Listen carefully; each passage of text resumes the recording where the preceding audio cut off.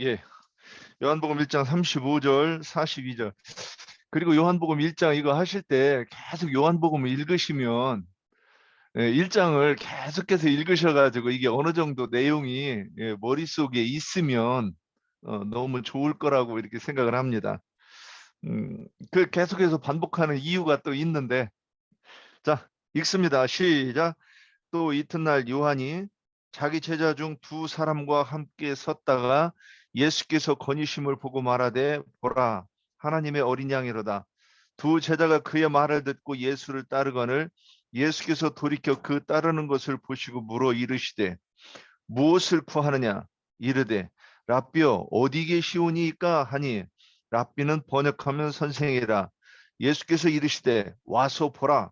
그러므로 그들이 거기 가서 계신 데를 보고 그날 함께 거하니 때가 10시쯤 되었더라. 요한의 말을 듣고 예수를 따르는 두 사람 중에 하나는 시몬 베드로의 형제 안드레라. 그가 먼저 자기 형제 시몬을 찾아 말하되, 우리가 메시아를 만났다 하고, 메시아는 번역하면 그리스도라. 데리고 예수께로 오니 예수께서 보시고 이르시되, 내가 요한의 아들 시몬이니 장차 게바라 하리라 하시니라. 게바는 번역하면 베드로라. 요한복음 이제 뭐 이렇게 길게 하냐 이 얘기해서 제가 잠깐 말씀드릴게요. 저는 이게 두 번째 또 이튿날 그랬어요. 35절 보면. 그래서 이튿날이, 아니 세상에서 이튿날이 그 한 번이지, 이튿날 또 이튿날 또 이튿날 이렇게 세 번이 연속해서 나오는 것은 이건 문법적으로 맞지 않는 얘기입니다. 그러므로 이게 뭘 의도하고 하나님께서 이걸 쓰시면서 이 부분을 쓰시면서 이튿날 또 이튿날 또 이튿날 그래 놓고나 그러면 6일이 지났는데, 그러고 나서 그 다음에 사흘째 되던 날 이렇게 말하는 리는 없다는 걸 우리는 염두에 둬야 돼요. 그렇지 않으면 하나님께서 정신이 없으시거나 아니면 받아 쓴 사람이 뭐 술 먹고서는 잘못 썼거나 이렇게 해야 된다는 얘기를 하는 거예요. 그래서 우리가 성경을 어떻게 하나님의 의도대로 바로 이해할 것이냐 이거를 얘기하기 위해서 좀 길게 얘기하는 거예요. 자, 그런데 제가 또 여기서 이 말씀을 저도 이렇게 보다가 이제 이 집회를 하려고 보다가 보는데, 이게 여호수아서 3장, 4장, 5장을 또 이 설명하나로 갖다 이렇게 붙입니다. 지금 여호수아서 3장, 4장, 5장을 안 읽으시면 지금 오늘 얘기하는 게 너무 지금 이 앞뒤가 안 맞는 얘기를 한다고 이렇게 생각할 수밖에 없을 겁니다.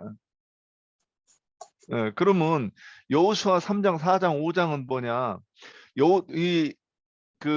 이스라엘 백성들이 애굽 땅에서 출애굽해 가지고 광야길을 40년 동안을 방황하다가 거기서 죽을 자들은 다 죽고 하나님의 군대로 요단강을 건너갈 사람들만 남은 거예요. 이거 잘 생각을 하셔야 돼요. 그러면 가나안 땅 동쪽에, 요단강 건너편 동쪽이 의미하는 것이 있고 또 요단강 건너 서쪽에 의미하는, 지금 하나님이 뭔가를 여기다 비밀을 감춰놓고 말씀하시는 부분이 있다는 거예요. 그런데 오늘 이 본문에서 요한이 그 29절에 보면 예수께서 자기에게 나오심을 보고 이르되, 보라, 세상 죄를 지고 가는 어린 양이다 하는 것이 이게 지금 어디에서 있는 얘기냐는 거예요. 이게 지금 어 요단강 동쪽에서 지금 요한은 일을 하고 예수님은 요단강 서쪽에서 일을 하고 계세요. 이 부분을 머릿속에 그림을 잘 그리면서 계속 맞춰 나가야 돼요. 그런데 이것을 설명하려면 그 오늘 지금 있었던 요한복음 1장에서 지금 있는 사건은 구약 어딘가에 지금 기록되어 있어요. 왜 그러느냐는 거예요. 우리가 이 부분을 읽고 엉뚱한 소리를 하면 안 되니까 자세하게 이 하나님은 여기에다가도 이 부분을 기록해 놓으셨어요.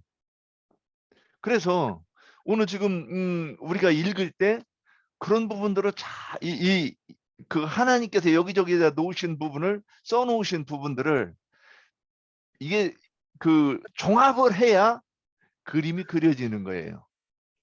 자, 그래서 지금 지난번에 그 여호수아서를 제가 이렇게 올려드리고 그 자료를 안 읽으시면 좀 어려울 테지만 그냥 이제 뭐 듣는 수밖에 없죠. 그 여호수아서 내용은 뭐냐? 모세가 죽고 나서 여호수아가 이스라엘 백성들을 그 데리고 요단강을 건너가는 장면인데, 요단강을 건너갈 때 여호수아가 이스라엘 백성들에게 뭐라고 명령하느냐? 너희가 광야에서 메고 오던 12돌이 있어요. 그 메고 왔다고는 얘기하지 않았어요. 다만 거기에 12돌을 그 광야에서 12돌을 취해 가지고 요단강에다가 제사장들이 딱 요단강을 밟고 서자 요단강 물이 위로부터 쌓여 가지고 저기 그 아담성까지 물이 쌓여 있다고 이렇게 기록해요. 그리고 제사장이 밟은 그 땅이 물이 갈라지면서 마른 땅으로 이스라엘들이 건널 때 너희가 광야에서 12돌을 취해 가지고 이 제사장 밑 발밑에다가 12돌을 쌓아놓으라. 안녕하세요.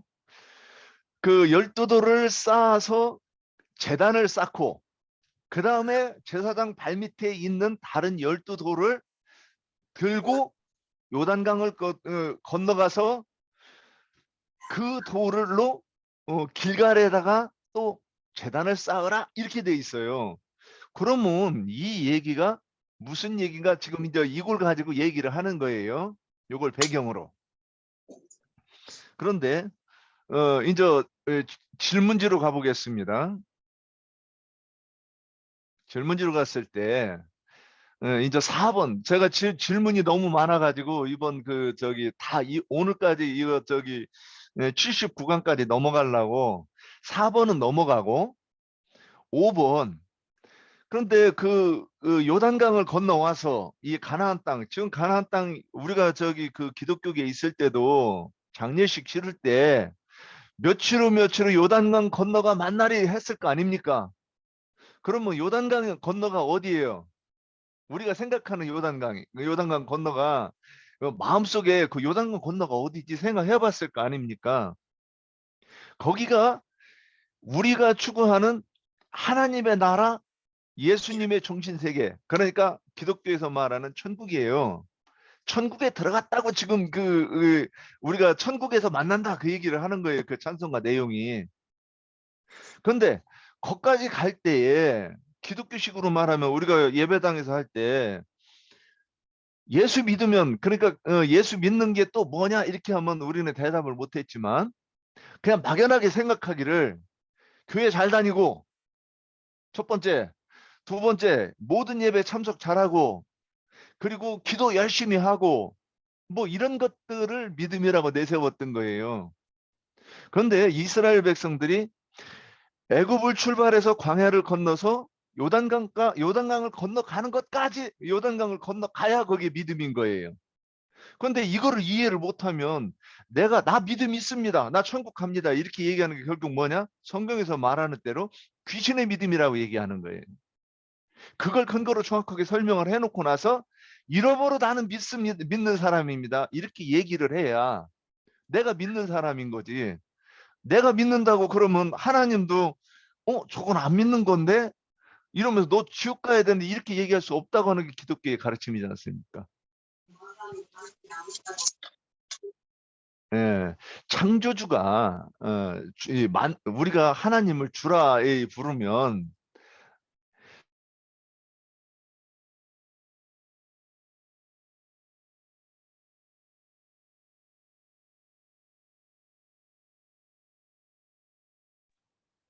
예, 우리가 하나님을 주라 부르면 하나님이 재판관이라고 얘기하는 거예요. 근데 그런 개념이 이게 이제 기독교에서는 이런 거를 설명을 안 해주기 때문에 내가 믿는데 뭐 누가 뭐라고 할 거야 이런 무대뽀 믿음이 되는 거였죠. 자, 그러면 이제 5번 문제 5번으로 가보겠습니다.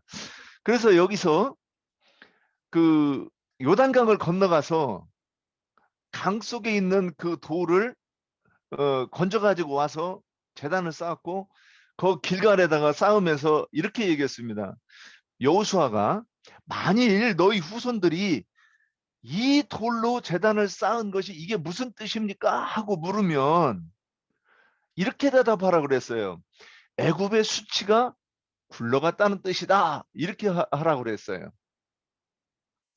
그러면 애굽의 수치를 이제 아까 제가 이제 내가 하나님 앞에 나는 이런 믿음을 가졌습니다. 이 얘기해서 내가 진술해서 하나님이 너는 진짜 내가 참 믿음을 가졌구나 이렇게 하고 그 다음에 그럼 너는 요단강을 건너서 가나안 땅에 들어오는 게 마땅하지 이렇게 할 정도가 되려고 하면 애굽의 수치가 뭔지는 설명할 수 있어야 되는 거 아니냐는 거예요.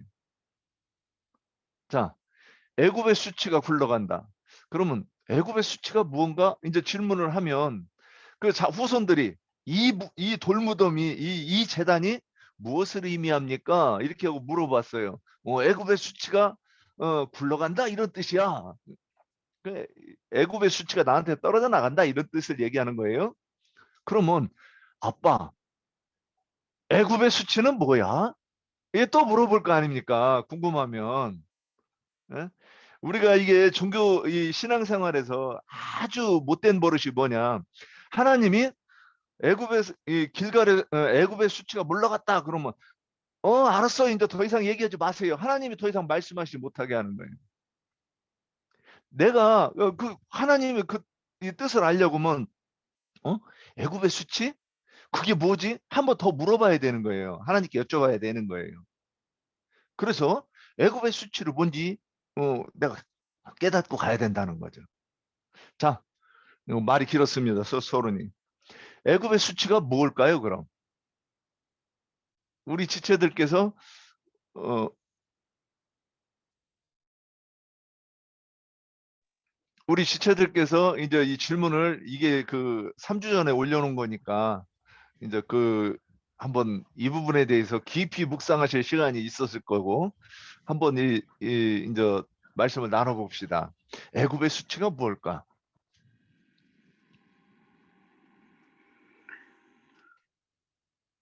그런데 저기 4번 질문을 왜 건너뛰는지 좀 그러네요. 4번 질문을 짚고 넘어가야 그 다음 이렇게 질문들이 이렇게 연결이 되고 이해하기가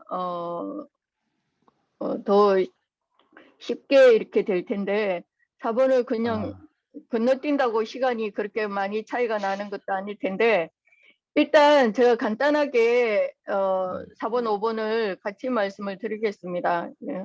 간단하게 말하면 돌이라고 하는 것은 심령을 말하는 거잖아요. 그러니까 강야에서부터 메고 오던 12돌은 그 요단 한가운데에다가 놔두고 그 요단에서 새로운 돌 12돌을 들고 올라오는 거죠. 그래서 강야에서부터 메가지고 오던 12돌은 우리의 옛사람의 심령돌, 그죠? 생명이 없는 그런 죽은 돌을 말하는 거죠. 그러니까 흙에 속한 첫사람 아담 세계의 영과 정신, 즉 마귀의 통치와 마귀의 지배를 당하던 그런 심령돌은 심판에 넘겨져야 된다는 거예요. 그리고 새롭게 건져 올린 12돌은 그리스도의 영을 받아가지고 이제 산 돌들, 새 사람의 심령으로 새 돌로 부활되어져서 그렇게 해서 이제 올라오는 것을 말하는 거죠. 그래서 우리의 영이 거듭난 영이 되는 것을 계시해 주는 그런 말씀이고요. 질문 5번에 길갈의 뜻이 애굽의 수치가 물러간다 하면 애굽의 수치가 무엇인가 그랬는데 한마디로 결론을 먼저 말씀을 드리면 우리의 옛사람의 심령이죠. 땅에 속하고 흙에 속한 육신적인 죽은 심령, 생명이 없는 심령, 세상의 영, 악의 영, 죽음의 근세에게 지배를 당하던 첫사람 아담에 속한 영, 한마디로 우리의 옛것, 이 옛사람이 애굽의 수치라는 겁니다. 출애굽을 한 후에 강야에서 새로 태어난, 새로 출생한 자들이 강야를 지나서 장성한 청장년들, 즉 강건한 자들이죠. 강건한 자, 전쟁을 치를 수 있는 그는 군사가 되어서 여호수아의 지휘를 따라서 요단강을 건넜고, 요단을 이제 건너자마자 할례산에서 할례를 받음으로 애굽의 수치를 안전하게 굴려보냈다, 이렇게 말하고 있어요. 그래서 앞에 질문들에서도 우리가 지난 시간에도 이미 이렇게 많이 말을 나눴는데, 그동안 나를 지배하고 통치하던 그런 세상의 영, 악의 영들, 그 귀신의 영들을 우리 발 아래 밟아버리고 초월하고 정복하게 되면 더 이상은 이 죽음의 권세의 지배를 받지 않고 산자로, 산돌로, 그죠? 새 돌로 서게 되는 새 사람으로 거듭나는 그런 말을 하고 있는 거다, 이렇게 말씀을 드리겠습니다. 네. 예, 더 보태실 분이요?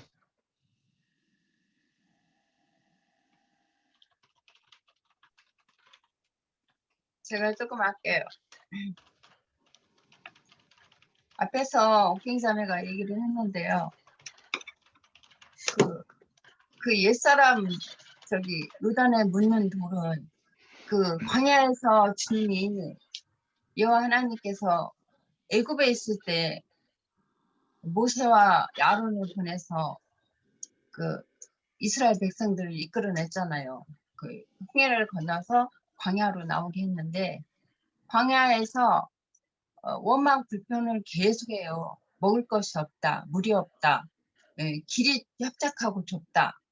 너희가 애굽에 장사될 곳이 없어서 우리를 광야로 이끌어내서 우리 광야에서 죽게 하느냐. 계속 원망 불평을 했어요. 외국으로 돌아가자. 금신상을 만들어 놓고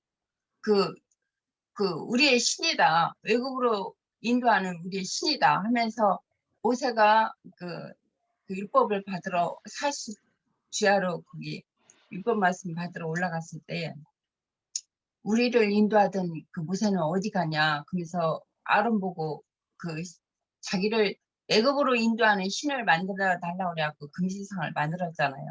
그런 것처럼 계속 그 광야로 하나님의 백성을 이끌어냈지만 계속 원망 불평하고 외국으로 돌아가자는 거예요.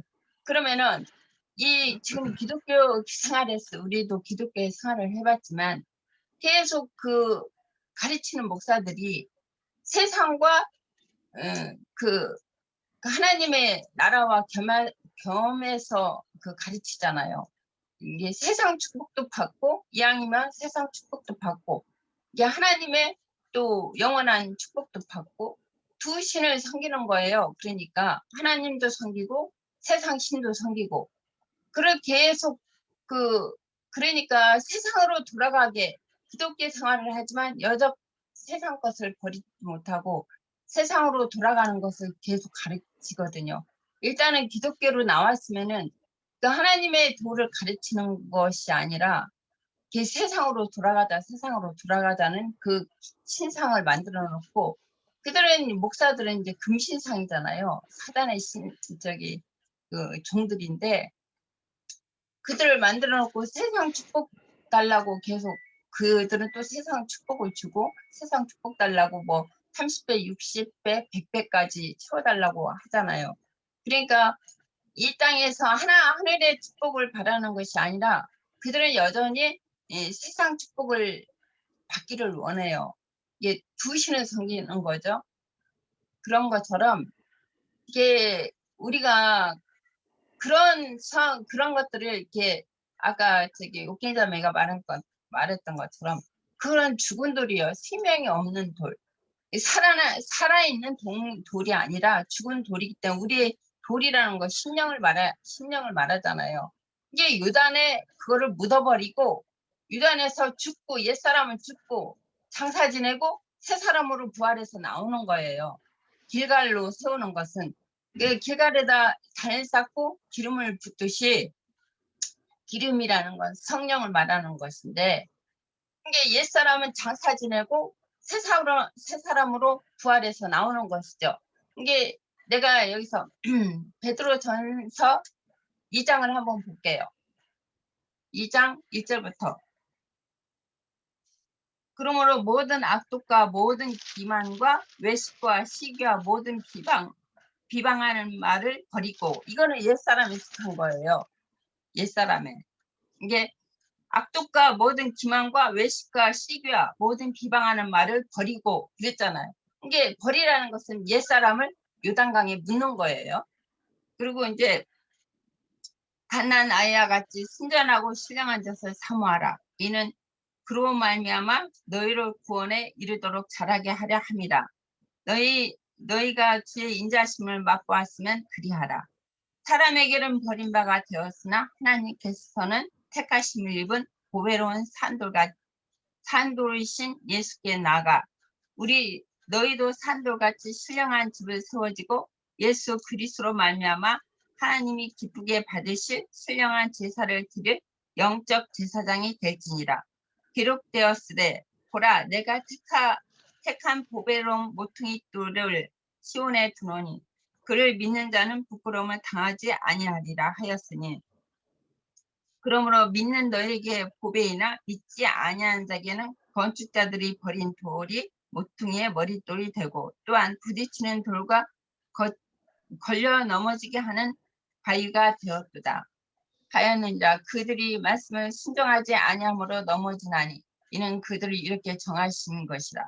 그러나 너희는 택하신 족속이요 왕 같은 제사장이요 거룩한 나라요 그의 소유된 백성이니 이는 너희를 어두운 데서 불러내어 그의 귀한 빛에 들어가게 하신 이의 아름다운 덕을 선포하게 하려 하심이라. 이 말씀이 다시 지체들도 읽어보면 좋을 건데, 이거 우리는 택하신 보배로운 돌, 산돌인 예수께 나가 우리 같이 산돌같이 우리는 택하신 족속의 왕 같은 제사장이라 너희는 이제 그렇게 여기서 말씀하셨어요. 그런 것처럼 우리는 이렇게 주님께 나왔으니까 하나님의 택하신 족속이에요. 불러내서 택하심을 받은 이게 하나님의 거룩한 왕 같은 제사장들이 되라고 말씀하신 것처럼 이제는 주님께 나왔으면은 옛사람과 옛 행위를 다 벗어버리고 새 사람을 입었으니 새롭게 되어 영이 새롭게 되어 이게 성령의 그 인도하심에 따라 이제 그 교회 생활을 하는 것이죠. 우리 혼의 구원을 이룰 때까지. 여기까지. 예, 수고하셨습니다. 두 분이 금방 이렇게 증언해 주신 말이 지금 같은 내용인데, 예, 여기에 더 하실 분 있습니까? 예, 제가 애굽의 수치 해가지고 성경을 이렇게 찾아보면요, 성경에 딱 인터넷을 사용하셔가지고 찾아볼 수 있으면 좋은데, 제가 이렇게 애굽의 수치에 대해서 이번에 묵상하느라고 인터넷에서 한번 찾아봤습니다. 그런데 설명이 너무 잘 돼 있어요. 애굽의 예레미야 44장 한번 보시겠습니다. 예레미야 44장 8절로 23절. 지금 두 분이 증언하신 내용과 일치하는 내용이 여기 딱 들어 있어요. 그래서 이분들이 참말을 했구나 하고 인정이 되는 거예요. 우리가 성경 한 구절 읽고 지 맘대로 얘기하고 그러면 그걸 하나님의 말씀이라고 귀 기울여 듣고 그러면 우상숭배자가 되는 거예요. 자, 거기 8절부터 한번 8절, 9절, 10절 읽겠습니다. 예레미야 44장 8절, 9절, 10절. 그리고 그 밑에 17절 읽고 한번 나누겠습니다. 읽습니다. 시작.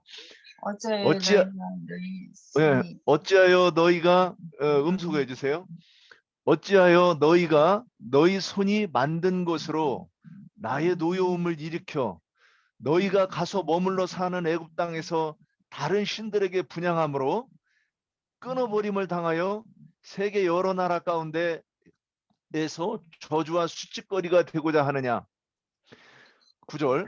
너희가 유다 땅과 예루살렘 거리에서 행한 너희 조상들의 악행과 유다 왕들의 악행과 왕비들의 악행과 너희 악행과 너희 아내들의 악행을 잊었느냐? 그들이 오늘날까지 겸손하지 아니하며 두려워하지도 아니하고 내가 너희와 너희 조상들 앞에 세운 나의 율법과 나의 법규를 지켜 행하지 아니하였느니라. 이렇게 돼 있어요. 여기서 잘 봐야 될 게 있어요. 10절에 보면 나의 율법과 나의 법규를 지켜 행하지 아니하느니라, 이 말씀을 집중해서 보시고, 자 보세요.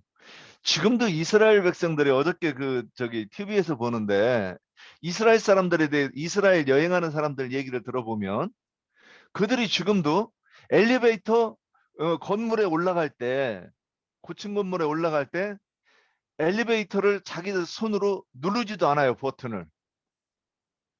그래서 외국인이 오면 나 몇 층 가는데 몇 층 눌러주실 수 없을까요? 그렇게 하고 그걸 타고 올라갑니다. 안식일 날 그들이 음식도 하지 않습니다. 미리 목요일 날, 금요일 날 저녁 이전에 다 음식을 준비해 놓고 있다가 안식일 날은 차려만 놓고 먹게 이렇게 합니다. 그들은 지금도 율법을 지킨다고 굉장히 철저히 해요. 그런데 성경에서는 오늘 읽은 곳에서 너희가 나의 율법과 나의 법규를 행하지 아니하였느니라 그러면 이 말이 정말인가? 그래서 성경을 잘 봐야 돼요. 그들이 예수님 당시에도 그들이 양을 잡고 소를 잡고 또 안식일을 지키고 이런 율법을 지킨다고 엄청나게 노력한 사람들이에요. 자기들의 삶을 투자한 사람들이에요. 만일 우리가 그런 종교 생활을 하라고 하면 감히 할 수 없는 그런 신앙생활을 그들이 했다는 얘기죠. 그런데도 여기서 뭐라고 얘기하느냐? 나의 율법과 법규를 지키지 아니하였다, 딱 이렇게 얘기하는 것이 이게 무슨 뜻인가 하는 거죠. 그러면 여호수아에게도 모세의 율법을 지키라 그랬고, 모세가 이 율법을 너희가 다 지켜라, 행하라, 그렇게 말씀하셨어요. 그리고 할례에 대해서 말씀하실 때도 그 할례에 대한 것을 쭉 찾아보면 뭐라고 되어 있느냐? 이것은 영원한 규례라고 그랬어요. 그럼 하나님의 말씀이 변동이 있습니까? 우리도 그럼 할례를 받아야 되잖아요. 지금도 이스라엘 사람들은 육적 할례를 받습니다. 그런데 우리는 할례 안 받아요. 그런데 우리가 어떻게 이 아브라함의 후손이라고 할 수 있어요? 그런데 그러면 우리가 지키는 율법과 이스라엘 백성들이 지키는 율법이 다르다는 것을 지금 얘기하는 거예요. 그러면 그래서 8절에 이 말씀하신 거냐, 애굽에서 어떤 짓을 했느냐는 거예요. 애굽 땅에서 이 8절 보면 다른 신들에게 분향함으로 끊어버림을 당하여 세계 여러 나라 가운데서 저주와 수치거리가 됐다. 그러니까 애굽의 수치가 뭐냐? 하나님의 계명을, 이제 지금 요즘으로 얘기하면 성경을, 우리가 지금도 이 성경 들고 교회 다니면서 예수 믿는다고 하잖아요. 근데 성경이 무슨 내용인지도 모르면서 이렇게 교회 나가서 내가 열심히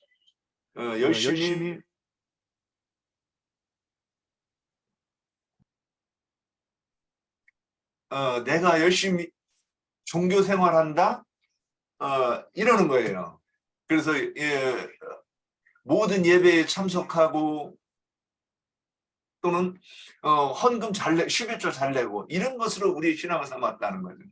그게 뭐냐? 그런 것들이 지금 현대판 우리의 우상인 거예요. 그런데 애굽의 수치가 굴러가려고 뭐 어떻게 해야 되느냐? 영적 할례를 받아야 된다. 지금 그 얘기를 우리한테 얘기하는 거예요. 그러면 그 말씀이 영적 할례를 우리가 어떻게 받느냐, 여기까지 이제 적용을 해야 될 것 같아요. 이것은 성령과 신부가 오라고 해서 그곳에서 선포되는 그 교훈이 내 귀에 들리는 것을 얘기하는 거예요. 안 들리면 여기에 못 와 있죠. 자꾸 부딪히고 부대끼고. 그래서 왜 저렇게 얘기할까? 내가 전에 배우는 것과 다르네, 이렇게 되는 거죠. 그건 뭐냐?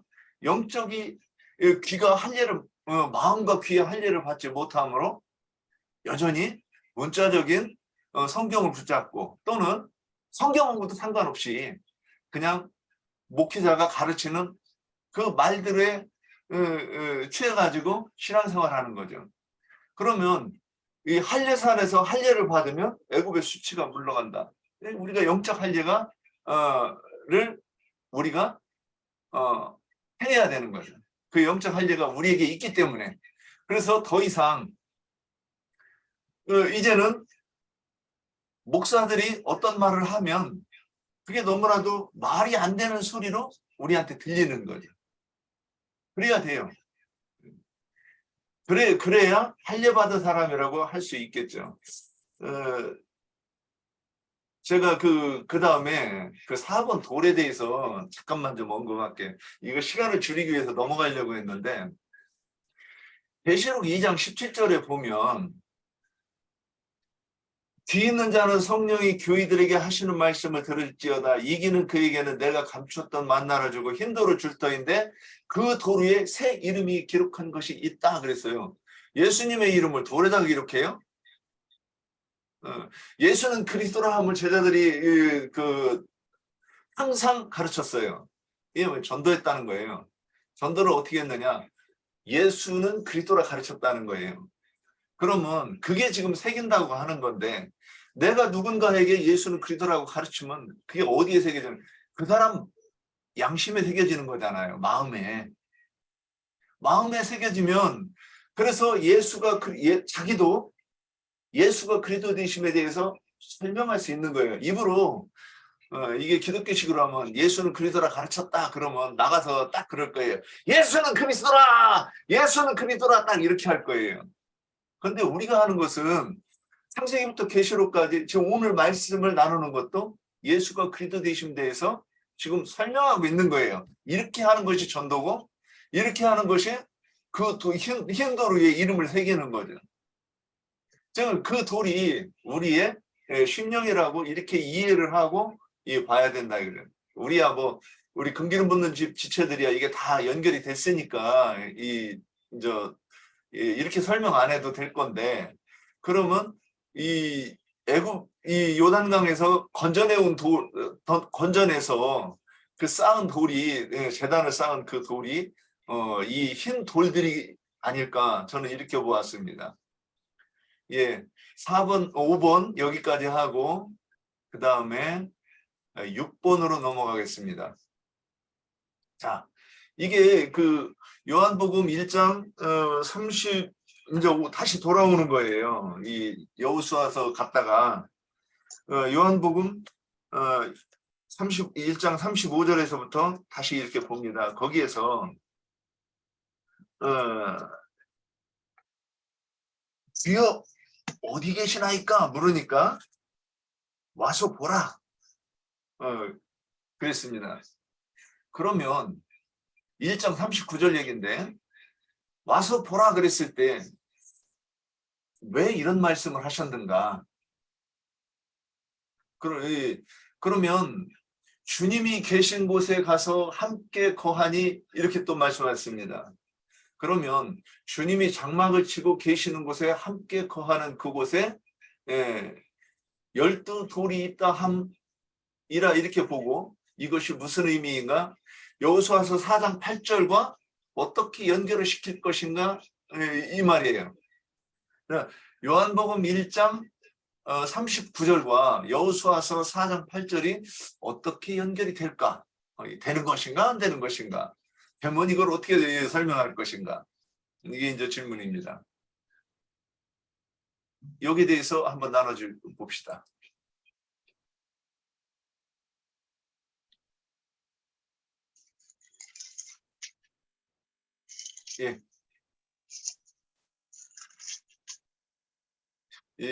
저기 적극적으로 참여하시는 분이 두 분밖에 없는 것 같은데, 일단 말씀해 보세요. 준비한 거 있으면.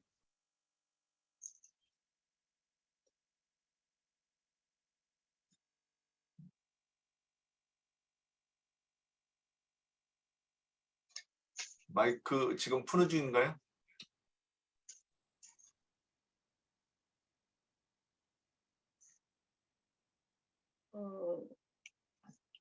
질문 6번과 질문 그 7번을 같이 이렇게 짜잡아서 같이 이렇게 말씀을 드리고 싶은데요.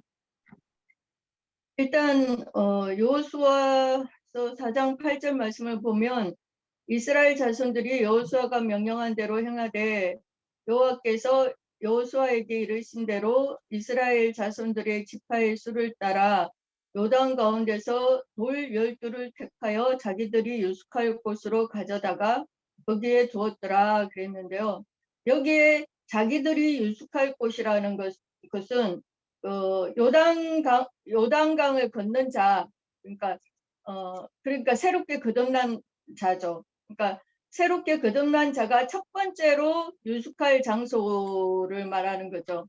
그것이 오늘 요한복음에서 요한의 제자들이 주님 어디에 계십니까? 라고 했을 때 주님이 와서 보라 라고 말씀하신 그러니까 너희가 요단을 건너서 내게로 오라고 하신 그곳이죠. 이곳이 바로 예수님이 계신 곳이죠. 이것은 신약의 말씀으로는 부르심을 받은 자들이 한 번 더 빼내심을 받는 그런 장면으로 보이는데요. 그래서 계시록 17장 14절의 말씀을 보면 제가 읽을게요. 그들이 어린 양과 더불어 싸우려니와 어린 양은 만주의 주시오 만왕의 왕이심으로 그들을 이기실 터이요 또 그와 함께 있는 자들 곧 부르심을 받고 택하심을 받은 진실한 자들도 이기리로다 이랬는데 지금 여기 이기는 자들 곧 부르심을 받은 후에 한 번 더 택하심을 받은 진실한 자들을 예수님이 계신 곳으로 그렇게 불러내는 그런 이야기이고 이들은 요단을 건너서 서편 전쟁에 참여할 그런 군사들이다 이렇게 생각합니다. 그래서 요한의 제자들이 예수님이 계신 데를 보고 그날 함께 거했다 이렇게 말씀을 하고 있는데 여기 예수님이 계신 데가 여호수아서에서는 할례산을 말하고 있죠. 그래서 요한복음 1장 14절에 보면 말씀이 육신이 되어 우리 가운데 거하심에 은혜와 진리가 충만하더라 할 때 거기 거한다라는 말은 우리가 여러 번 이제 뭐 라인제님의 강의를 통해서 우리가 이미 알고 계시겠지만 장막을 치심에라는 그런 뜻이잖아요. 그래서 한마디로 예수님이 우리가 거할 처소 거처가 되어 주신다는 그런 말이죠. 그래서 이것은 아담 세계 안에 거하던 그런 사람들이 예수 그리스도의 새 세계 안으로 들어와서 거하게 되는 것을 말하는 거죠. 그래서 오늘 말씀에서는 예수님이 제자들의 거처, 제자들의 임재 처소가 되어 주신다는 그런 말을 하고 있는 것이죠. 그리고 두 번째, 둘째 날에 얻은 제자는 제가 7번 말씀 그 질문과 같이 말씀을 드릴게요. 그래서 두 번째 날에 얻은 제자는 안드레와 요한 베드로, 그죠? 그 다음에 세 번째 이튿날에는 빌립과 나다나엘 이렇게 5명이 유숙할 곳으로 가서 주님과 함께 거했다고 했습니다. 그래서 이 5 제자들은 요단 동편에서 이미 기업을 약속으로 받은 그런 사람들을 대표하는 사람들이고 요한의 제자 중에 예수님의 제자가 된 자들로서 이스라엘 12지파를 대표하는 그런 사람들이죠. 그래서 성경에서 5라는 숫자가 나오면 항상 이스라엘 12지파를 대표하는 그런 수다 이렇게 저희가 배웠습니다. 그 다음부터 얻은 7 제자가 이렇게 합쳐져야 이제 12 제자가 되는데 그렇게 또 오던 그 7 제자들은 요단 동편에는 분깃이 없죠. 요단 동편에서는 분깃이 없는 그런 사람들이에요. 그러면서 요단 서편에서 이제 기업을 받을 그런 자들로서 이들은 신약교회 시대를 대표하는 그런 정인들이다. 이렇게 말할 수 있고요. 그래서 5라는 수와 7이라는 수가 합쳐져서 이제 12 제자가 되는 거죠. 그래서 가나안 땅 정복 요단강 서편 전쟁은 그래서 동편에서 이미 기업을 받은 자 그 5가 서편에서 기업을 받을 자 7이 같이 이렇게 서편 전쟁을 가나안 전쟁을 하게 되는 거죠. 예, 여기까지 말씀드릴게요. 예. 또 여자자매님 준비한 거 있습니까? 아니, 준비 아니 자꾸 말하니까 또 다른 지체들도 얘기를 했으면 이게 청국잔치라는 것은 모든 지체들이 이렇게 한마디씩 이렇게 돌아갈 때 풍성하게 되는 것이지 한두 사람만 계속 얘기하면은 좀 그런 것 같아요. 그래서 그 아까 옥갱 자매가 지금 얘기했는데 다섯을 먼저 다섯이라는 것은 유대인에게 속한 것이고 책임의 숫자잖아요. 7이라는 것은 이제 이방인의 교회의 숫자고, 근데 이제 그 유단 동편에서는 2지파 반이 받고 서편에서는 먼저 2지파 반이 받았어요. 그리고 그래서 5지파, 그 7지파는 아직 땅을 차지하지 않았잖아요. 뽑기만 했지 땅을 차지한 게 아니고 2지파 반은 땅을 차지했어요. 유다 지파하고 지금 생각이 안 나는데, 그래서 그거는 유대인들이 5이라는 것은 아까 말했듯이 먼저 요한에게 그 제자였던 세 사람을 불렀고, 나중에 이제 빌립과 나다나엘을 불렀고 다섯이었고, 나중에 7지파를 이제 7을 불렀는데, 이 10이라는 숫자는 처음에 그 야곱의 아들들부터 10이라는 숫자가 나왔잖아요. 이게 여기서 보면 12 시작에서도 주님의 12지파, 아니 12사도, 그리고 이제 계시록까지 계속 12이라는 것이 나와요. 계시록에서 이제 12이라는 숫자가 많이 나오는데, 7장에서는 이제 이스라엘 12지파고, 이게 14장에서는 이제 이방인들이 이제 받을 목이고, 또 계시록의 끝에 가면은 이제 사도 12사도, 뭐 12문, 12진주문이 계속 나오는데, 12이라는 것은 여기 누가복음 좀 읽어볼게요.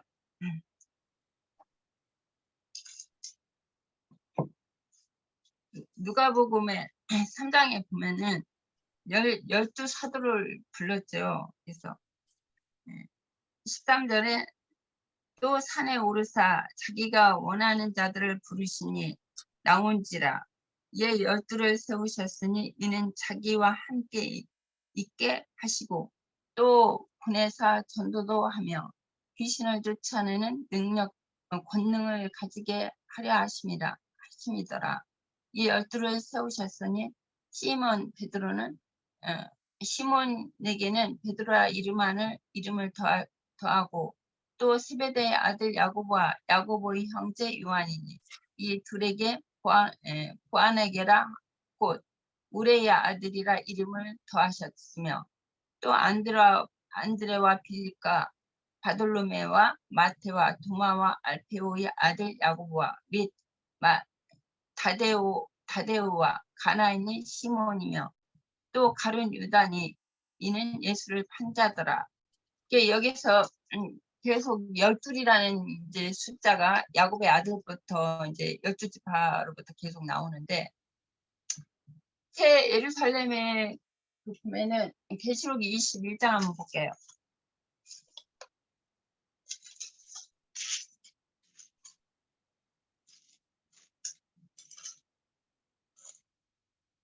계시록 21장은 9절부터 7을 대진 가지고 마지막 7 재앙을 담은 7 천사 중에 하나가 나와서 내게 말하여 이르되 이리 오라. 내가 신부 곧 어린 양의 아내를 내게 보이리라 하고, 성령으로 나를 데리고 크고 높은 산으로 올라가 하나님께로부터 하늘에서 내려오는 거룩한 새 예루살렘을 보이니, 하나님의 영광이 있어 그 성의 빛이 지극히 귀한 보석 같고 벽옥과 수정 같이 막더라. 그 높은 성곽이 있고 12문이 있는데 문이 12천사가 있고 그 문들 위에 이름이 썼으니 이스라엘 자손 12지파의 이름들이라. 동쪽의 셈은 북쪽의 셈은 남쪽의 셈은 서쪽의 셈이니 이 성은 성곽에는 12기초석이 있고 그의 어린 양의 12사도의 12이름이 있더라. 이게 사도라는 것은 이방인에게 이제 복음을 전하는 그 중요한 임무를 맡은 사도들을 말하는 것이고, 이제 내가 말하는 자가 그 성곽 그 문들을 성곽을 측량하고 금갈대를 가졌더라. 그 성은 네모 반듯하여 길이와 넓이가 같은지라. 그 갈대로 그 성을 측량하니 12,000 스타디온 길이와 넓이와 높이가 같더라.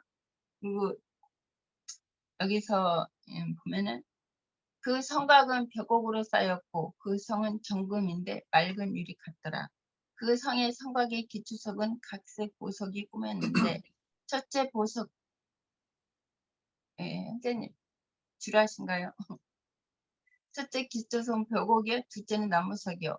이게 10보석이 쭉 이렇게 되어 있잖아요. 이게 12보석이. 이게 10이라는 숫자는 완전수기 때문에 이 기술에 보면은 다 보석들로 되어 있어요. 이게 보석이도 각적 보석이고 이 이스라엘 12지파뿐 아니라 또 이방인들은 그 12사도의 기초에 세워졌다고 그랬거든요. 그런 것처럼 12이라는 것은 여기서 말한 것처럼 그 여호수아의 돌 12이라는 것은 이방인의 이스라엘 12지파고 이방인의 12사도를 통해서 기초석이 이방인들이 세워진다는 것. 뭐 그까지 이해를 했어요. 여기까지요. 예, 또 여기에 대해서 더 밝혀 말씀해 주실 분 있습니까? 예, 저도 잠깐만 조금만 더 해보겠습니다. 주님이 와서 보라 그랬어요. 그러면 주님이 어디 계신지를 이거는 오늘날 우리에게도 주님이 어디 계신지 알아야 주님이 그곳에 갈 거 아니에요. 저는 예전에는 침례교가 주님이 계신 곳인 줄 알았어요. 왜? 남들은 다 세례라고 하는데 우리는 침례라고 하는 게 그게 진짜 침례다 그러길래 침례교에 대한 그 자부심도 있었고 좀 그 침례교 역사를 보면 그 일반 교파하고 달리 그 역사가 달리 자기네 그 계보가 다르다 그래서 이 침례교가 진짜인가 보다 이런 생각을 하고 있었습니다. 그래서 침례교가 주님이 계신 곳인가 그럴 때도 있었어요. 이런 생각, 이제 성경을 읽고 어떤 질문이 딱 떨어져야 이게 이제 그때부터 주님이 일을 하시는 것 같아요. 내 속에서. 그러면 지금 이 시대에 주님이 계신 곳이 어디인가? 이게 우리하고도 연결이 돼야 된다고 봅니다. 도대체 어디에 주님이 계신가? 그 디모데전서 3장 16절에 보면 너희 속에 성령이 거하시는 것을 알지 못하냐? 이렇게 말씀을 했어요. 근데 다들 자기가 자기 속에 성령이 거한다, 또 자기네 교회가 성령이 계시다 이렇게 말씀한단 말이죠. 근데 이게 성경적으로 딱 증거가 돼야 된다는 거죠. 도대체 주님이 와서 보라고 하는 곳이 어디인가? 거기가 주님이 계신 곳일 텐데. 그러면 이제 제가 이렇게 성경을 보다가 이걸 묵상하다가 모세가 그 시내산에서 하나님이 그 떨기나무 가운데 타는 그 불꽃을 하나님의 음성을 듣습니다. 이게 거기 그 하나님이 계신 곳이죠. 그래서 거기서 하나님의 음성을 듣습니다. 우리도 주님의 음성을 듣는 곳이어야 되잖아요. 근데 주님이 우리 속에 각자 속에서 계속 말씀해 주시나요? 저 들은 게 있어요. 갑자기 주님께서 제가 다섯에 대해 궁금해하니까 야 다섯은 만수의 절반인 만수 열을 상징하고 그 절반을 다섯이라고 하는 거야. 그러면 여기서 그렇구나 하고 막 내가 하나님의 음성을 들었다고 나 하나님의 음성을 듣는다고 그러면 큰일 나죠. 하나님 말씀이 아직 안 끝났어요. 그래서 그 절반 다섯이 제가 이해하게 말씀해 주세요. 그래가지고 하나님의 음성을 더 들어야 되는 거죠. 근데 이 부분에 대해서 계속 이거 듣고 뭐 제가 이렇게 들었는데 이거 맞습니까? 그러니까 만수 절반 다섯 맞습니다까지는 제가 들었는데 그 다음에는 몰랐어요. 근데 이제 그 요한복음 1장 강론에서 다섯은 오늘 다섯 제자가 나와요. 근데 그 다섯 제자가 누구를 뭘 상징하는 거냐? 천년왕국 때 다시 회복될 이스라엘을 상징하고 그들을 대표하는 다섯 제자가 그들을 상징한다 이렇게 말씀을 이제 그 주님의 음성이 이제 좀 더 세밀하게 들리는 거예요. 이해하는 거예요. 그러면 그 다섯이 그러면 구약의 이스라엘 12지파를 갖다가 지금 다섯이라고 말씀하시는 것인가 보다. 하나님의 나라 아브라함이 하나님을 상징하고 그 아들들이 이 이삭을 통해서 낳은 그 완성되는 나라가 12명으로 이 설명이 되면 아까 이제 옥경자매님이 이 부분을 설명했으니까 그런데 구약의 5명을 상징하고 나머지 7명은 신약을 제자들을 상징한다고 이렇게 해서 신구약을 통틀어서 또 12로 이렇게 표현하는구나. 네, 저는 이제 이런 이해를 하는 부분이 있었어요. 그런데 그럼 다시 주님이 계신 곳이 어디인가? 이거는 진리가 선포되는 것, 성령과 연합한 성령 주의 종이 있는 곳이 그곳이 주님이 계신 곳이죠. 왜? 종을 통해서 말씀하시니까.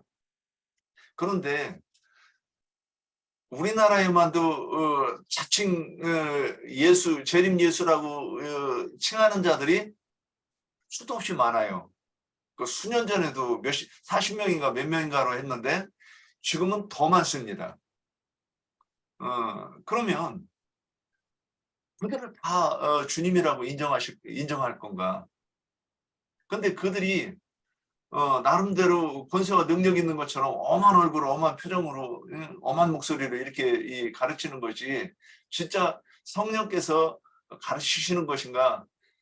우리가 그 음성을 듣기 전에는 우리는 마음과 귀의 할례를 받기 전에는 우리는 그거 모르죠. 그럼 그것이 어디냐는 거예요. 그럼 주님이 성령께서 종을 통해서 말씀하시고 그 가르침이 선포되는 것이 거기라 이거예요. 그래서 제자들에게 와서 보라 그러면 거기서 뭐 하는데요? 그 이튿날 이제 그 다음 마지막 질문인데 거기에 나오는데 거기서 주님과 함께 먹고 마시고 해야 된다 이거예요. 그럼 먹고 마시는 게 뭐 그러면 우리가 그 음식을 차려놓고 주님과 함께 먹을 수 있는 것인가? 그 사도행전에 유도구가 그 사도 바울이 말씀이 깊이 오래되니까 그 말씀을 듣다가 졸다가 떨어져 죽었어요. 근데 그때 모일 때 뭐라고 얘기했느냐? 떡을 떼러 모였다고 그랬어요. 잘 들으셔요. 떡을 떼러 모였는데 강론이 길었어요. 그러니까 떡을 뗀다는 얘기가 말씀을 가르치고 또 말씀을 듣는 곳이 그걸 보고 떡을 떼는 곳이라고 했다고 우리는 볼 수 있는 거예요. 이해할 수 있는 거예요. 그래서 먹고 마신다 그러면 주님께서 우리에게 먹이시고 우리는 먹는 거고 또 그 주님이 오셔가지고 제자들 사이에 오셔가지고 먹을 것이 있느냐 그랬을 때 거기 떡과 구운 생선을 주님께 드렸다고 그랬는데 그게 뭐냐? 제자들의 예수는 그리스도라 함의 그 신앙 고백을 주님이 받아서 먹으셨다 이렇게 표현이 되는 거예요. 그러면 그곳이 주님이 계신 곳이라는 거죠. 예. 자 여기까지 저는 하고 여기에 듣고 나서 또 보태실 말씀 있습니까?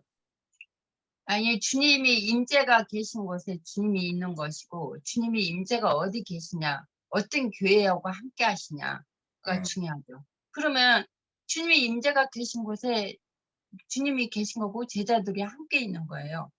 그러면 우리 안에 주님이 임재가 안 계시면은 우리와 함께 안 계시는 주님과 함께 있는 것이 아니죠. 이게 이 교회와 주님이 함께 계셔야지 주님이 계신 것이고, 또 저기 그 계시록에 보면은 여기 보면은 7교회에게 말씀하는데 촛대를 옮긴다고 자꾸 그러셨거든요. 그리고 회개하라. 자꾸 회개하라는 것은 이제 그 믿음을 잘못 믿었기 때문에 회개하라는 거잖아요. 이게 기독교 어느 교회든지 주님이 임재가 없으면은 주님이 함께 하시지 않는 것이다. 그렇게 보고 있어요. 우리 안에서 개인적으로도 우리가 주님과 함께 하지 않으면 내가 주님 안에 있는 게 아니고 주님이 내 안에 있는 게 아니잖아요. 주님이 계신 것이 주님과 함께 있는 것이죠. 예, 그러면 이게 조금 더 구체적으로 들어가야 될 것 같아요. 이게 이제 우리가 어떤 교회가 진짜 교회인가 말씀대로 하는 교회여야 될 것 같아요. 저도 38년 동안 일반 교회를 다녀봤지만 말씀대로 하는 것에 대해서 이게 분별이 안 됐어요. 근데 금기는 묻는 집 오기 전에 하나님 계시가 이렇게 있어요. 한 사람이 가르치는 게 아니라 누가 하나님 이 예언을 하면 두세 사람이 분별하는 것이라고 이렇게 그게 딱 깨달아지더라고요. 그런데 우리 금기는 묻는 집은 이렇게 말씀이 지체들이 각자 자유롭게 말씀을 나누잖아요. 이런 교회 봤습니까? 지금 성경대로 하고 있어요. 그러면 여기서 말씀이 증거되고 나서 또 지체들이 듣고 나서 이 부분은 뭐 잘못된 것 같다. 이 부분은 잘했네. 그러고서는 그러면 잘못된 부분을 짚어주면 다시 묵상하고 다시 주님께 여쭤보고 성경을 이해하도록 해야 되는 거죠. 그런데 금기름 붓는 집은 저는 금기름 붓는 집 외에는 이런 교회를 본 적이 없어요. 그러면 주님의 말씀대로 하면 또 어떤 것이 주님의 말씀대로 하는 것인가? 내가 그라고 하는 주의종들이 있는 교회가 많죠. 그리고 또 자기를 통하지 않으면 하나님께로 나갈 수 없을 것처럼 가르치는 교회가 대부분이죠. 이게 뭐냐? 니골라당의 교훈에 따라 평신도 또는 성직자 이렇게 나누는 그런 교회가 대부분이었죠. 뭐 이 정도만 이렇게 해봐도 우리가 이전에 속했었던 곳이 참된 교회였던가는 이런 말씀이 이렇게 들리면 참 좋은데 뭐 안 들리면 어쩔 수 없는 거고 그러면 우리도 예전에 다 그랬었지 이런 생각이 들지 않겠는지. 예. 뭐 또 여기에 더 붙으실 말씀 있습니까?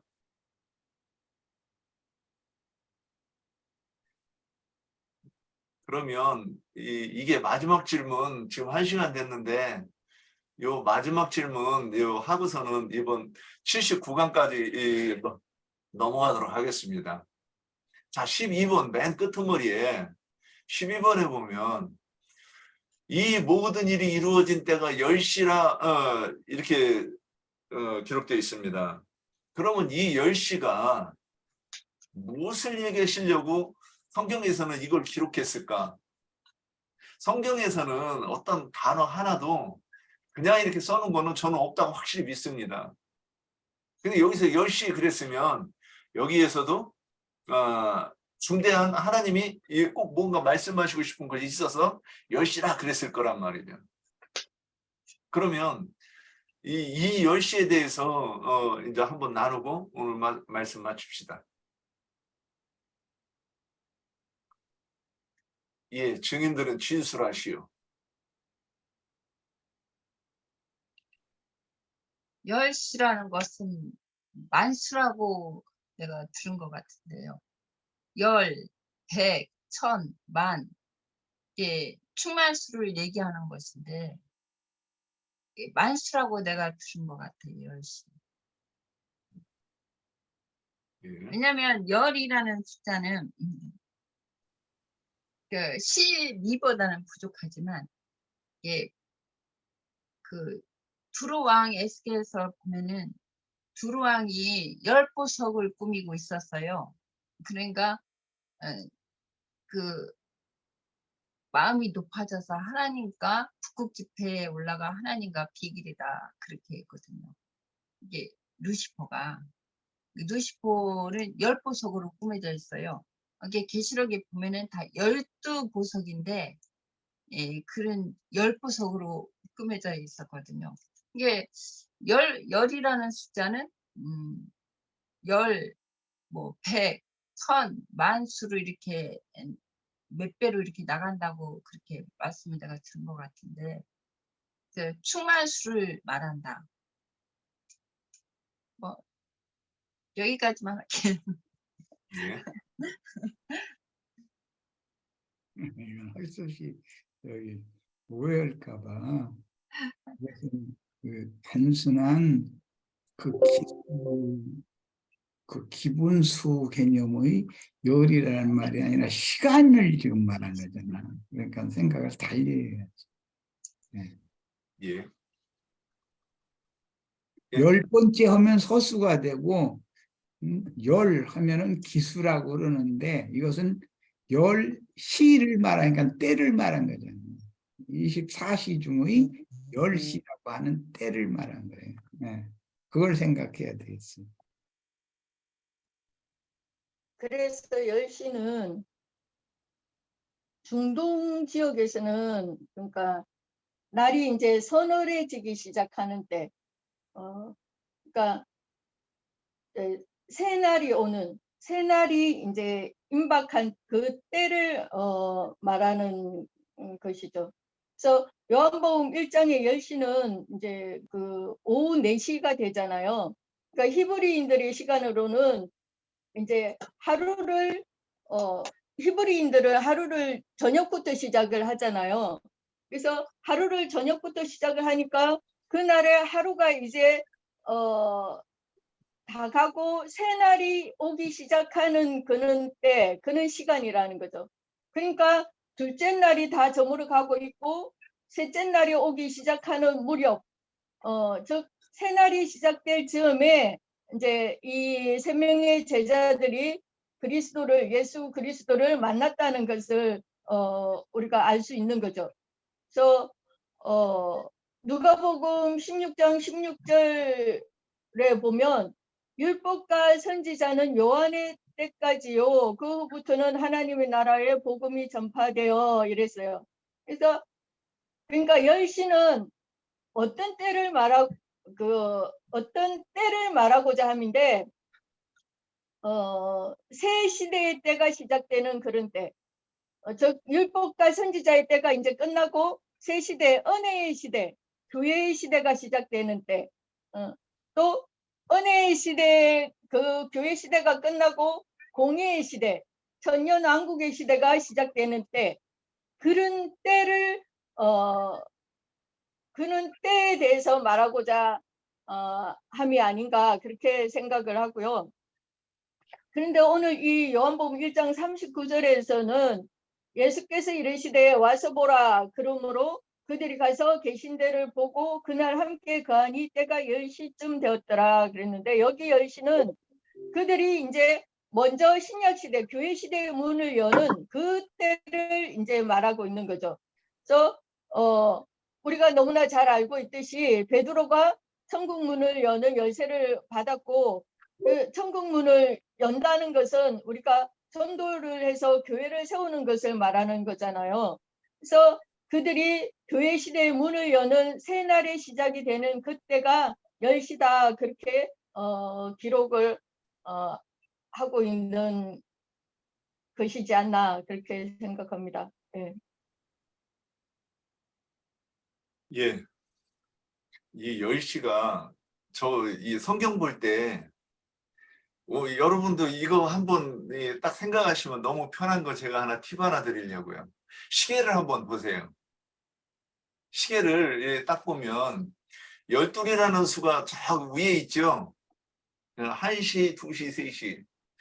이게 이제 세상 사람의 이 관념이에요. 근데 이스라엘 사람들은 이 하늘나라 사람들의 그 이 개념을 가지고 사니까 이것도 반대예요, 우리하고. 저는 그렇게 이해를 했어요.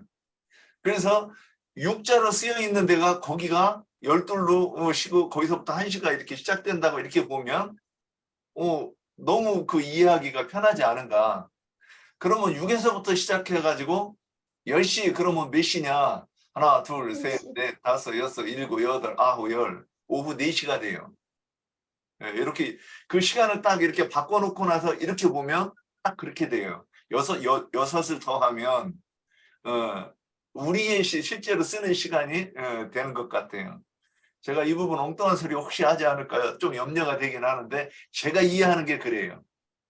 그러면 성경 창세기 3장에서도 바람이 불 때 이렇게 돼 있잖아요. 여호와께서 아담에게 나타날 때 바람이 불어 서늘할 때 그러면 이스라엘 중동 땅은 정오 때는 사람이 40도가 넘어가요. 중동 지방에서는 40도가 넘어가니까 사람이 바람도 없고 그러니까 너무 더운 거예요. 그래서 사람이 활동하기가 어려운 시간이에요. 그래서 그 시간에 그늘에서 잠을 자고 있다가 오후 4시쯤 되면 이제 바람이 불기 시작하는 때가 되는 거예요. 그리고 날이 저물어 갈 때란 말이죠. 그러면 이건 뭐냐? 그런데 이스라엘은 날이 저물 때가 언제냐? 해가 질 때부터 새날의 시작이란 말이에요. 새로운 날에. 이 이야기는 그러면 이제 새날이 온다. 뭐 저기 닭을 비틀어도 닭의 목을 비틀어도 저기 새벽은 온다. 그럼 이런 말이 뭐예요? 우리는 이게 이제 뉘앙스로 알고 뭔가를 느끼고 있어. 뭔가 새로운 그러니까 이 어둡고 힘든 이 시절이 끝나고 쨍하고 볕들 날이 온다. 이렇게 이제 생각을 할 수가 있는 거죠. 지금 이런 개념을 가지고 이스라엘 백성들은 날의 시작이 새로운 날의 시작이 오후 4시쯤부터인 것 같아요.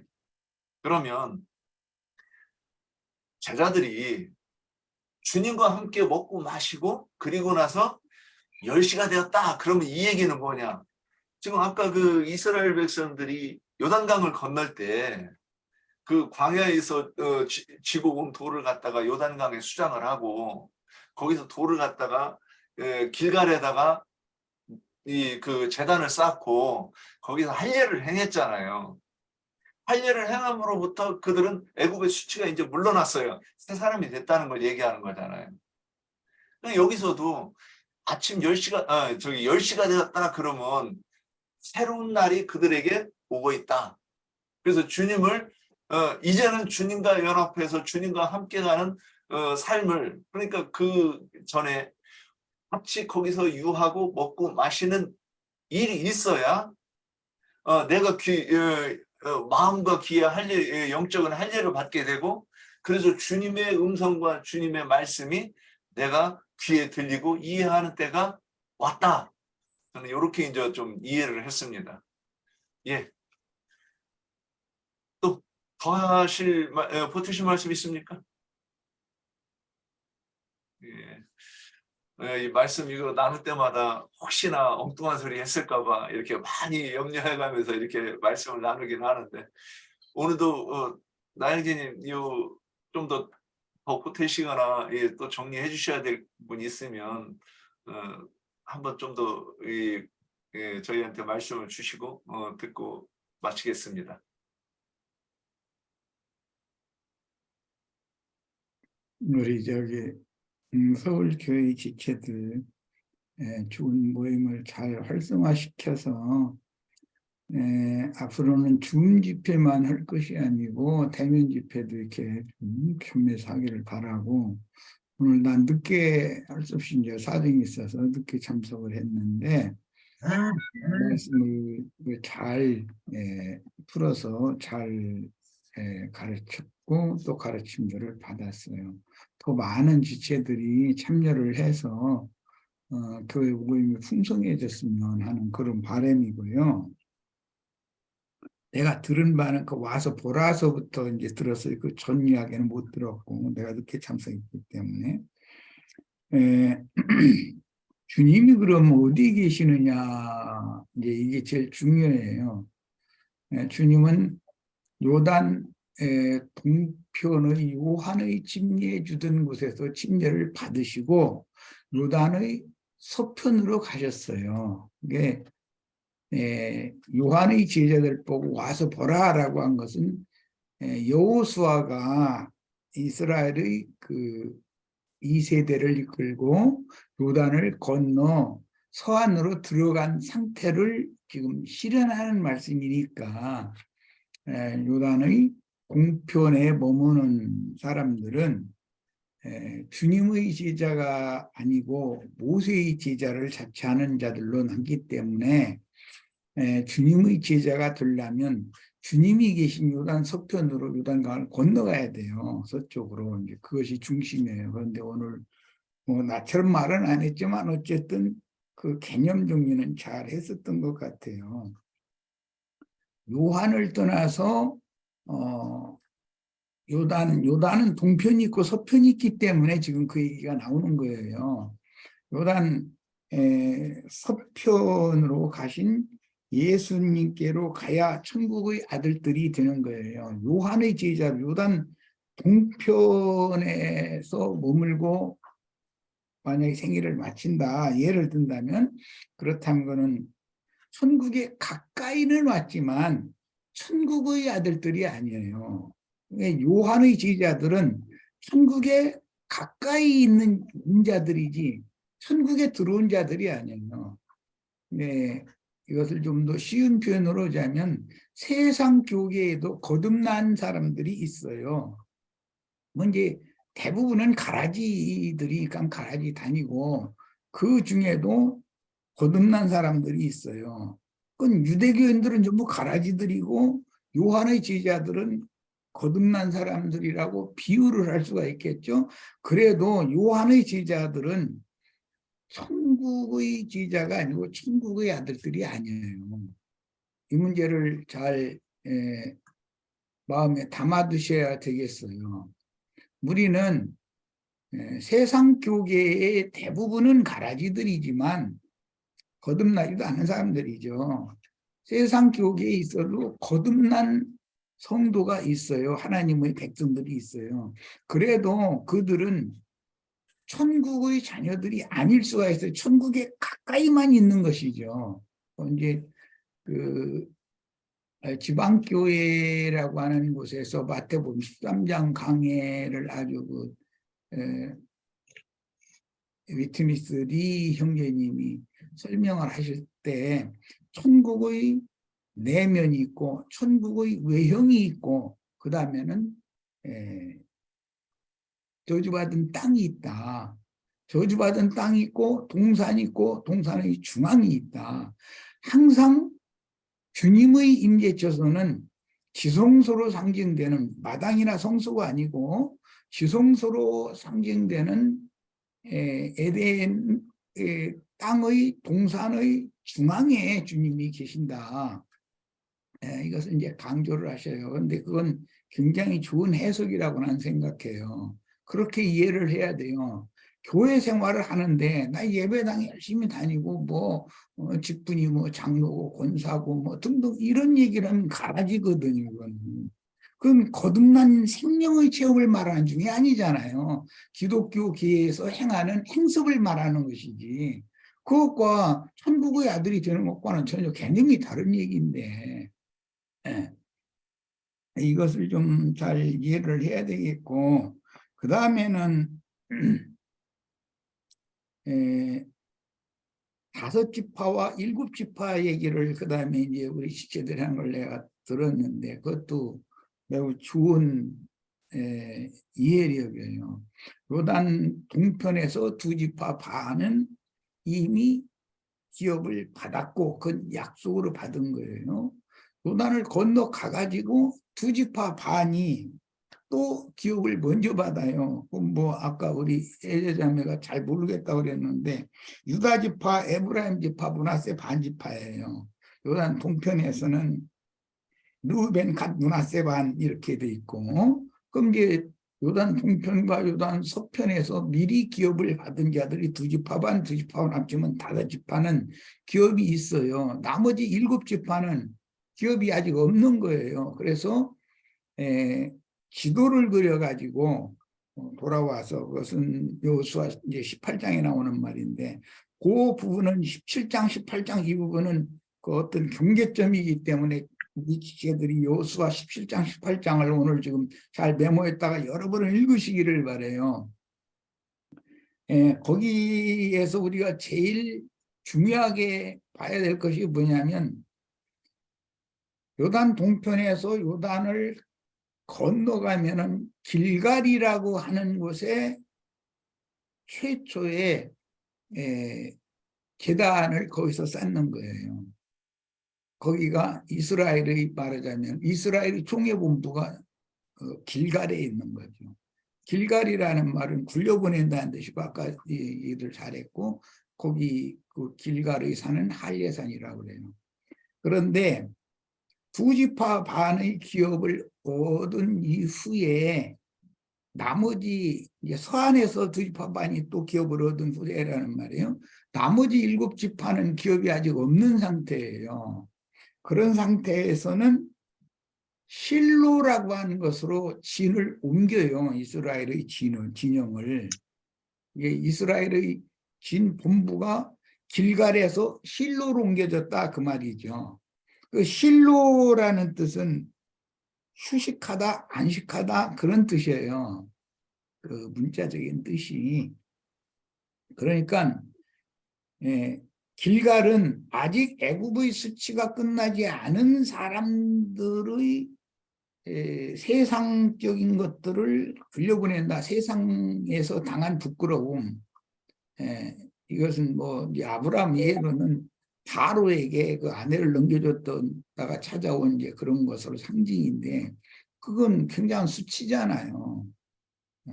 믿는 사람들인데 여전히 세상을 버리지 못했다. 그것은 이스라엘의 역사에서는 애굽으로 돌아가자 해서 38년을 더 헤매서 40년을 채운 거거든요. 그리고 요단을 건넜어요. 그러니까 요단을 건너 길갈에서 할례를 받으면 드디어 그때서 애굽에 속한 모든 미련이 애굽의 그 수치가 이제 흘러가는 거예요. 이제 끝나는 거예요. 기독교계의 신자들이라고 아까 내가 말할 때 천국의 외형, 동산에는 있는데 저주받은 땅에 있는 사람들은 아닌데, 동산에 있는 사람들은 천국의 외형에 있는 사람들이에요. 그런 사람들은 아직도 광야교에 있는 사람들이라는 뜻이고, 애굽의 수치를 안고 있는 사람들이다 이거예요. 답하면 세상 사고, 답하면 세상에서 어떻게 잘 살까, 세상에서 내가 어떻게 성공할까. 하여튼 예수를 믿는다고 말은 천국을 향해서 간다고, 말은 나는 천국에 들어가는 걸 목적으로 예수 믿는다, 입으로는 그래요. 그런데 그의 정신세계는 아직 애굽에서 발을 완전히 빼지를 못했단 말이에요. 어떻게 하면 세상에서 큰 집을 사고 뭐 좋은 자동차를 돌리고 뭐 자꾸 사고가 세상으로 돌아가자는 거거든요. 그런 걸 또 부추기는 목사들이 있어요. 그게 미혹하는 영들이라고 그래요. 그래서 교회라고 말하는 그 세상 그 종교 집단, 무슨 장로교니 뭐 감리교니 성결교니 등등 해가면서 그런 교단 교파, 원래 이제 그건 이단이라는 말인데, 무슨 교파라는 말은 그 헤르시스, 그건 이단이라는 뜻이에요. 그게 이단자들이에요. 그런데 그 이단자들은 천국을, 입으로는 천국을 얘기해요. 그러나 실제 그의 영과 정신세계는 세상을 향한단 말이에요. 자꾸 그렇게 또 부추기고, 그 사람들은 광야를 맴도는 사람들이에요. 광야에서 엎드러져 죽는 것이 목적이 아니잖아요. 가나안 땅에 들어가서 땅을 완전히 정복하고 예루살렘 성을 쌓고 성전에 계신 하나님을 만나러 가는 것, 즉 천국에 들어가서 하나님의 영광에 이르는 것, 이것이 우리가 예수를 믿는 인생으로 이 세상에 살아야 되는 목적인 건데 이런 개념이 없는 거예요. 그런 가르치지를 않으니까. 예, 이거의 좀 천국의 외형에 있는 사람들이 저주받은 땅의 사람들이 제일 많고 그 다음에는 천국의 외형에 있는 사람들이 그 다음 많고 천국의 중앙, 에덴 동산 중앙에 있는 사람들은 생명나무 앞에 있는 사람들은 수가 아주 적거든요. 이런 것이 성경이 말하는 핵심 주제라는 걸 생각을 하시고 길갈에서 두 지파 반, 서안의 두 지파 반의 기업을, 즉 유다, 에브라임, 므낫세 반지파의 기업을 확정하고 그걸 전쟁을 마친 다음에는 일곱 지파의 기업을 위해서는 한 지파에 3명씩 해서 정탐꾼들을 보내가지고 남은 땅덩어리, 7지파의 땅덩어리를 다 돌아다니면서 지도로 그려오게 한 다음에 그걸 7등분으로 쫙 나눠요. 그리고 나서는 이제 제비를 뽑겠어요. 그래가지고 나는 이 땅이 좋아 보였다. 그럼 그래? 그럼 너 그 땅 가져. 그럼 뭐 이제 어느 지파는 난 이 땅이 좋다. 그럼 그래? 그럼 좀 그 땅 가져. 이렇게 해가지고 땅을 골고루 분배를 한 거거든요. 거기는 실로의 지인이 길갈의 지인이 아니었다는 거예요. 네. 그 다음에 이제 사사기로 넘어가고 사사기의 끝 부분인 그 사무엘 상의 그 첫 번째 그 엘리 제사장 때 그게 실로에서 엘리 제사장의 그 아들들이 실로에 있던 괴를 가져가서 뺏겼잖아요. 블레셋에게. 이제 이건 좀 요수와 지나서 사사기 지나서 뭐 사무엘서까지 이렇게 한꺼번에 얘기를 하니까 좀 헷갈릴까 하면서인데 이렇게 어쨌든 내가 지금 말하고자 하는 거는 광야에서는 40년 동안 내면은 생활을 하게 마련이고 가나안 땅 바로 접경인 요단 동편에서 두 지파 반이 기업을 확정적으로 약속으로 받았고 건너가서 두 지파 반이 유다와 에브라임과 므낫세 반지파예요. 이렇게 받아서 5지파는 우선 기업을 받아요. 그리고 나서 실로로 이스라엘 진을 길갈에서 실로로 옮긴 다음에 거기에서 나머지 7지파의 기업을 위해서 전쟁을 하는 거예요. 그건 이제 사사기 이후로 가서 사무엘 하까지 가야 다윗 시대까지 가야만 전쟁이 끝나는 거니까 그건 굉장히 7지파의 기업을 위해서 전쟁을 마치는 건 시간이 굉장히 많이 걸리는 것이죠. 이런 큰 윤곽을 기본적으로 지식적으로 알고 있어야 돼요. 사람이 성경을 아는 이런 기본 지식이 없으면 망하는 거예요. 뭐 내 백성이 무식함으로 망한다 이러잖아요. 무식하면 성경에 대해서 아는 지식이 없으면 망하는 거예요. 기독교계 목사들, 장로, 권사라는 사람들 신학했다고 뭐 전도사에 하면서 따따붙다 하는 사람들 불러다 놓고 이런 지금 우리가 나눈 이런 얘기 한번 해보세요. 그 사람들이 뭐를 알고 있는지. 어떻게 그런 걸 다 그래 성경을 다 알아야 되냐고 이러고 앉았어요. 알아야죠. 무식하면 망한다는 건데 지식이 없으므로 망한다는 건데 세상 지식 없어서 망하는 건다는 말이 아니잖아요. 성경을 아는 하나님을 아는 지식이 없으면 망하는 겁니다. 네, 여기까지 해서 마치겠습니다.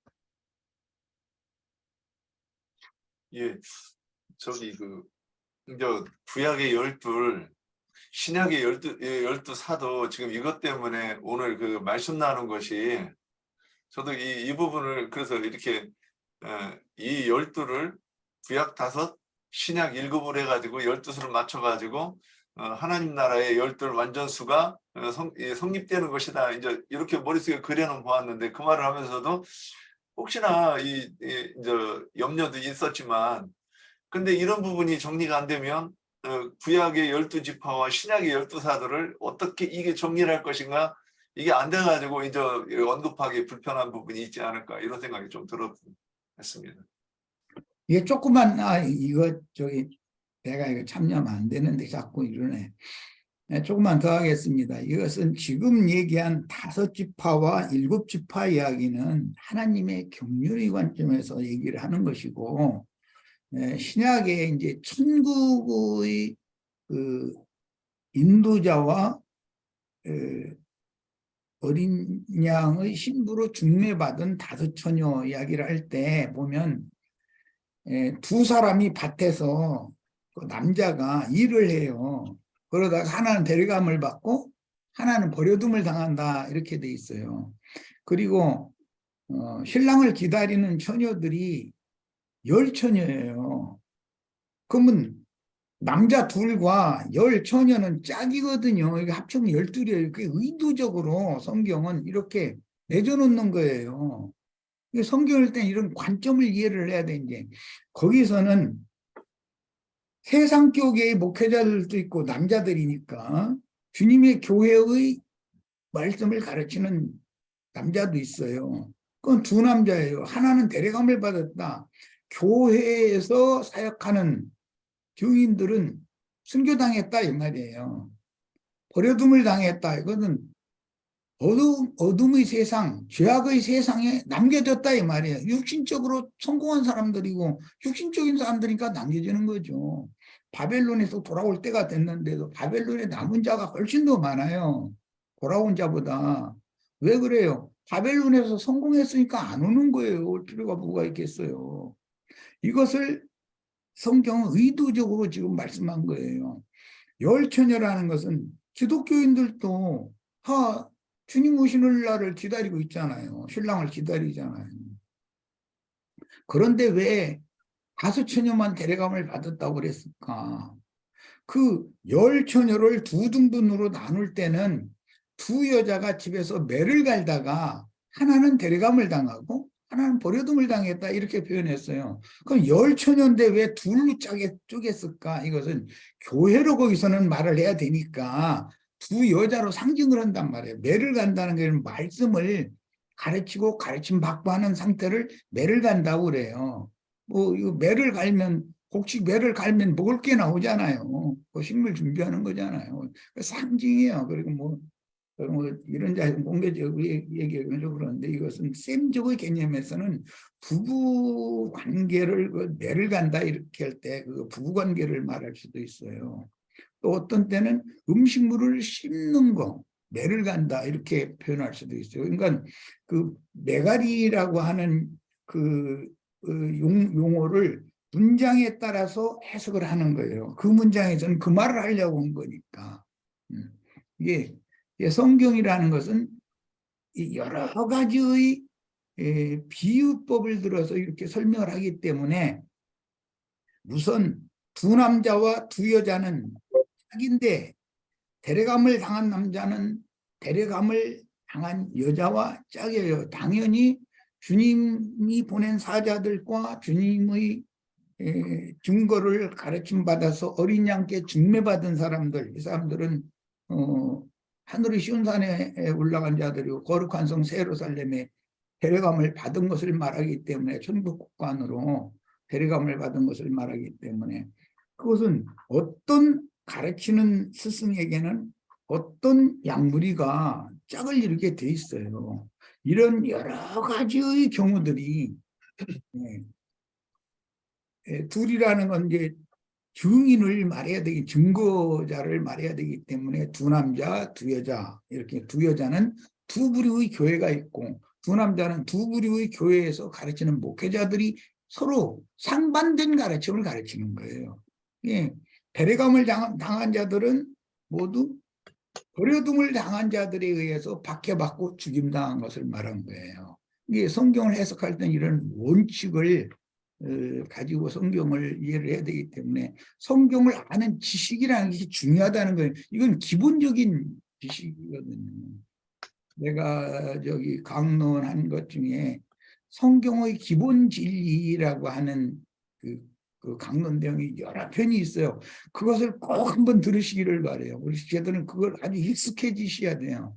나처럼 어떤 사안이 딱 나오면은 이 하나님의 경륜에 맞춰서 이런 것을 지식적으로 알고 있는 바탕이 되어져 있어야 남에게 전도를 할 수 있는 것이고 이도 않는 소리로 그냥 예수 믿고 축복받고 뭐 우리 예배당이 잘 나와서 11조 어머니 하려면 죽으면 천당 간다. 이건 그건 말도 같지 않은 소리 하는 거예요. 그건 전도가 아니에요. 사람 미혹하는 것이지. 예, 이 정도 하겠습니다. 예, 감사합니다. 오늘 또 주님의 은혜가 넘치는 시간이었기를 바랍니다. 예, 마칩니다. 참, 다음에 이제 나다나엘에 대해서 이제 2강이 남았는데 이게 요한복음 1장이 이제 끝이에요. 한 번 좀 이렇게 들어보시고 왜 그러냐면 들어보고 나누는 것, 안 들어보고 나누는 거는 이거는 참 천지 차이고 거기다 내가 뭘 좀 이 부분에 대해서 이제 질문이 제가 좀 미리 드리려고 노력을 할 건데 또 그 질문 풀어보다가 이렇게 참여하는 것도 천지 차이고 저는 제가 경험한 건 확실히 그래요. 내가 성경에 대해서 뭔가 질문이 없으면 주님도 일을 하시지 않는 것 아닌가 하는 이런 생각을 해요. 뭔가 질문이 내가 이게 궁금한데 그리고 그걸 자꾸 이게 풀어보려고 이게 무슨 뜻이지 하고 말하고 또 누구한테 질문하고 그럴 때 그렇게 해놓고 나서 답은 수개월 후에도 올 수 있고 1년 후에도 올 수도 있고 그렇지만 그런 일을 통해서 주님께서 내게 계시를 하시고 하시지 않는가. 저는 이렇게 확실하게 이렇게 이렇다 이렇게 생각을 하는데 다른 사람은 어떻게 하는지는 모르겠어요. 그래서 성경을 읽고 듣고 그 다음에 질문이 많이 생기시기를 저는 이렇게 바랍니다. 예. 한양자 오셨어요. 아이, 시끄러. 한양자분 오셨다고 시끄러. 반갑습니다. 얼굴을 안 보여주시 얼굴 보여줘. 또 보였는데 안녕하세요. 힘드시죠? 반갑습니다. 자, 들어가셔요. 네.